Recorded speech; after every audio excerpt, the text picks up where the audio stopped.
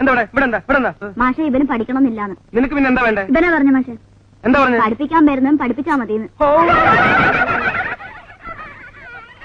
ഒറ്റ വീക്ക് വെച്ചു കേട്ടോ. കേരള പിഞ്ഞില് രണ്ടാൾ കയറ. എല്ലാവരും പഠിച്ചു വന്നിട്ടുണ്ടല്ലോ അല്ലേ? ടീച്ചറെ പദ്യല്ലേ? അല്ല, ഇനി കേട്ടെഴുത്താ. അപ്പൊ കേട്ടെഴുത്ത് തുടങ്ങാം. എല്ലാവരും പുസ്തകം എടുത്തേ. കേട്ടെഴുത്താണ് കേട്ടെഴുത്തേ. ഓർച്ചേന്റെ എല്ലാവരും മുഖത്തോട് മുഖം നോക്കി നിൽക്ക്. കേൾക്കുന്നുണ്ടോ? കേൾക്കുന്നുണ്ടോ? പറഞ്ഞോളൂ പറഞ്ഞോളൂ. കാത്തിരിക്കുന്നു. കാത്തിരിക്കുന്നേ. ക്ഷമിക്കണം. ഓ, ക്ഷമിക്കണം. അച്ഛനുണ്ടോ? അച്ഛനുണ്ടോ? കിടപ്പിലാണ്. സമാധാനായി. അമ്മയുണ്ടോ? അമ്മയുണ്ടോന്ന്. കുഴപ്പമില്ല. പട്ടിയുണ്ടോ? പട്ടിയുണ്ടോ? മാഷേ ഏത് പാടത്തിലെയാ? നീ മലയാളം പഠിച്ചതല്ലേ? എഴുതറ. പട്ടി ഉണ്ടോ? കെട്ടിയിടാം.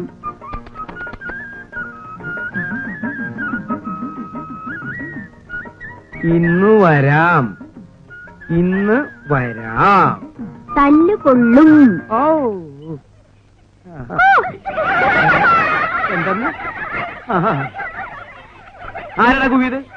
ആരാടാ കുവിയത്? അബ്ദുള്ള മാഷേ. എല്ലാവരും നിന്നെ ഞാൻ തല്ലണില്ല. മൂത്തോരെ തല്ലി നരകത്തിൽ പോയി ഞാൻ തയ്യാറല്ല. നീ ഇറങ്ങട്ടാ ചിട്ടുങ്ങ. എടാ ചതി ആടിന്റെ പീ അത്രയല്ലേ ഉള്ളൂ. നീ ഇങ്ങോട്ട് വന്നേ. നീയൊക്കെ ഈ ക്ലാസ്സിൽ ഇന്നാലേ ബാക്കിയുള്ള കുട്ടികളും കൂടി ചീത്തയാവുള്ളൂ. നിന്നെ നന്നാക്കാൻ പറ്റുമെന്ന് ഞാനൊന്ന് നോക്കട്ടെ. കുറെ കാലായില്ലടാ വന്ന് നരകണേ. എന്താ മോയിതൊക്കെ? മോന്റെ ഒരു കത്ത് വന്നിരിക്കുന്നു. വൈകുന്നേരം വരെ ഇതും കൈ പിടിച്ച് കുത്തിരിക്കാൻ നമുക്ക് ക്ഷമയില്ല മാഷെ. പ്രിയപ്പെട്ട ഉപ്പ അറിയാൻ റഹീം എഴുതുന്നത്, അള്ളാഹുവിന്റെ കൃപയാൽ എനിക്ക് സുഖം തന്നെ.